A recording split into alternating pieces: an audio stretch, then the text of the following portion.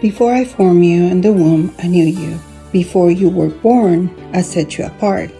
I appointed you as a prophet of the nations. Jeremiah 1:5. Welcome to Centinela de Cristo, to our Women's Devotional.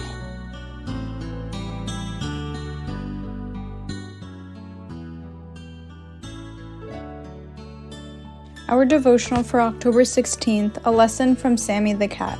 For God hath not given us the spirit of fear, but of power and of love and a sound of mind. Timothy chapter 1 verse 7. My husband and I inherited our son's stray alley cat, Sammy, after he moved to another state. After packing and loading the truck, he was ready to leave, but Sammy absolutely refused to get in the truck. Sammy became physically aggressive when an attempt was made to put him in the vehicle, so Sammy was left behind in an empty house and yard. A few days later, my husband and I made a trip to the house to tie up loose ends. Whom did we see upon entering the yard? Sammy. It was time for us to leave. We told Sammy to get in the car and he jumped right in and made the 7-hour road trip with no problems. Then he had to adjust to a different house, yard, surroundings, and people. Late one night, I heard cats howling outside.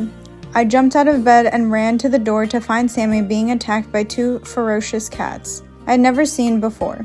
I quickly opened the door so that he could come inside. Another time, our neighbor's dog chased Sammy up a tree. By this time, Sammy must have wondered what he had traded by leaving his familiar surroundings. Then one day, the same neighbor's dog threatened me as I tried to go from the house to the garage. I got a broom to fend him off, but as I opened the door to step out, Sammy came around the corner with such speed and intensity that I could only stand and look on in amazement as he chased that dog back to his yard.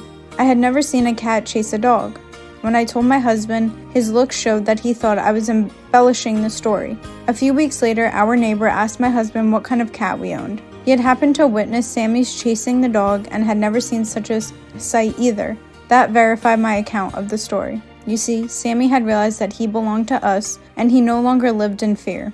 We belong to God, my friends. We have no reason to allow the enemy to scare us into thinking he is in control. God's many promises assures us we are His. We can claim His promises and send fear running back from where it came from.